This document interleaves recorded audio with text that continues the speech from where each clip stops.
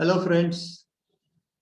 Now I want to discuss about the material requirement planning in digital supply chain. As you have seen my earlier videos, my focus is take up the small areas, how this can contribute in a complete digital supply chain. So let's look at it, how that material requirement planning is an important thing and how it's going to contribute it to successful implementation of digital supply chain, which will bring improvements across the organization with an integration of the data. So as I know, there are two things. One is the demand planning and another is supply planning, which gets integrated through the operational plan or sales and operation planning or integrated business planning and all that. So here I am going to give you a brief overview. Is that you have a basic inputs of demand planning or forecast planning is there, depending upon the products, geographies, and all that. You have already done all that exercises, and then you have worked it out. What is the market requirement? This market requirements gets integrated with your production schedule. That what needs to be produced, the quantities and all that, and which week, which period, which day, which month, all that you go on drawing it out based on to your plan. And then that particular plan gets converted onto your various manufacturing locations. Here I'm assuming that you have a multiple manufacturing locations where you want to schedule these things and all that. Now it comes to your material requirement planning. So you have decided you may have a different plans 1, 2, 3, 4, and you may have a different products X, Y, Z or F, B, C, D and all that. So you build up a relationship with the plant, the products, and then the quantities and all that. Once you have that particular thing, then your bill of material comes into the picture. What is this bill of material? Bill of material is the material. It could be raw, it could be packing, or it could be in-process materials which are coming up, which goes into manufacturing of that particular product. Normally, if you really look at it in the process industry or a regulatory industry, this is called a formula management or a bill of material, which is for a particular product and a batch actually. So that formula is depending upon that. You have to also take it into consideration the inventories.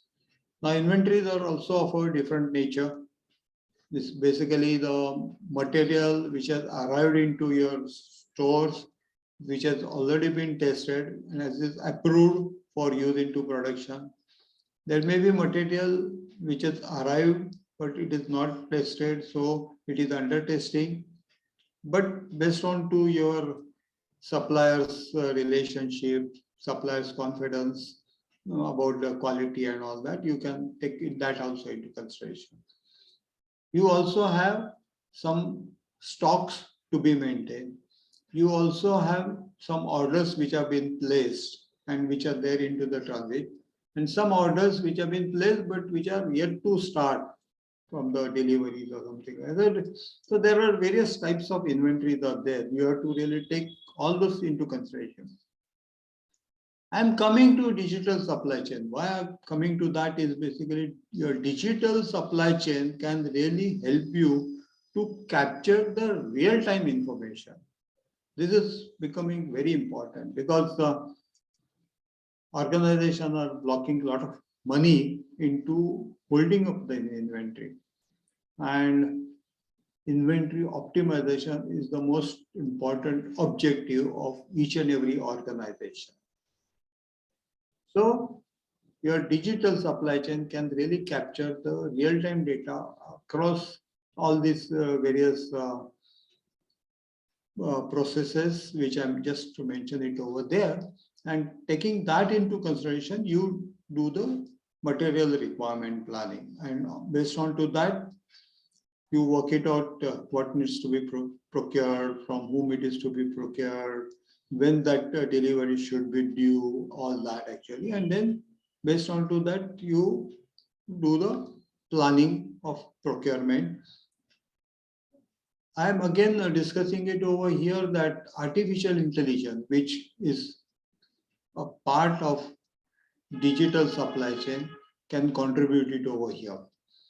Artificial intelligence in a procurement can really help you to suggest it to you, the suppliers, give you the analysis about the risk factors about placing upon order with that particular supplier and its effect or the risk onto your manufacturing plant, onto that actually.